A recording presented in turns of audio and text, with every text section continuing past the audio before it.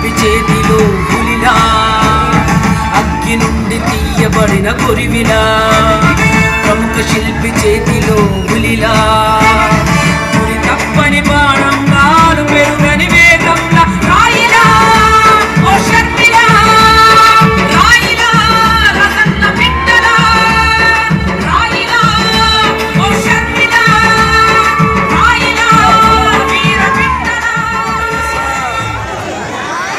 రాజన్న బిడ్డ, మన రాజన్న బిడ్డ శర్మిలారెడ్డి ఇక్కడికి వచ్చింది. మన నవనందుల కోట నంద్యాల నుంచి స్వాగతం పలుకుతామా? మన నవనందుల కోట నంద్యాల నుంచి స్వాగతం, సుస్వాగతం శర్మిలారెడ్డి గారికి. ఈరోజు సిపిఐ సిపిఎం కాంగ్రెస్ పార్టీ తరఫున ఇండియా కూటమిగా వైఎస్ఆర్ కాంగ్రెస్ తెలుగుదేశం పార్టీ కూటమిని ఓడించాలని ఈరోజు అక్క బయలుదేరింది.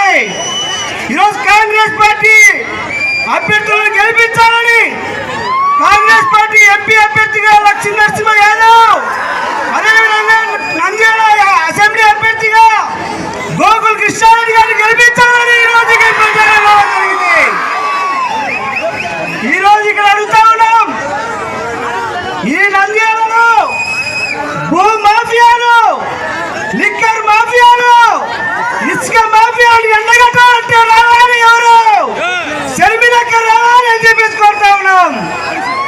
ఈ రాష్ట్రంలో ప్రత్యేక హోదా కావాలని, వెనుకబడిన రాయలసీమ ప్రాంతానికి నిధులు ఇవ్వాలని, విశాఖ స్టీల్ ప్లాంట్ కి హక్కు కల్పించాలని అనేక ఉద్యమాలు చేసింది. ఈరోజు ప్రత్యేక హోదా శర్మిలక్క అవుతుంది. అందుకోసమే ఈరోజు దేశంలో నరేంద్ర మోడీ 10 సంవత్సరాల నుంచి ముస్లింల పైన ఎన్ఆర్సీ సీఏల పైన దౌర్జన్యం చేస్తా ఉన్నాడు. రాహుల్ గాంధీ ప్రధానమంత్రిని చేసి ఈరోజు మళ్ళీ కాంగ్రెస్ పార్టీ రావాలని చెప్పేసి ఈరోజు కోరుతా ఉన్నాం. అందుకోసమే ఈ ఆంధ్రప్రదేశ్ లో సిపిఐ సిపిఎం స్థానాలు పంచుకొని కాంగ్రెస్ అభ్యర్థుల గెలుపు కోసం ఈరోజు కూటమిగా బయలుదేరుతా ఉన్నాం. అందుకోసమే ఇక్కడికి మన రాజన్న బిడ్డ శర్మిలక్క ఇక్కడికి రావడం జరిగింది. అందుకోసమే శర్మిలక్క నాయకత్వంలో జరిగినటువంటి అభ్యర్థులను గెలిపించాలని ఇంత రాత్రి అయినా నంద్యాల పట్టణంలో పాల్గొన్న మీకు అందరికీ కూడా హృదయపూర్వకంగా అభినందనలు తెలుపుతా ఉన్నాం. అందుకోసమే ఈరోజు అక్క మాట్లాడేంత వరకు ఈ సభ విజయవంతం చేయాలని కోరుకుంటూ ఇప్పుడు సిపిఎం జిల్లా కార్యదర్శి రమేష్ గారిని మాట్లాడవలసిందిగా కోరుతాం.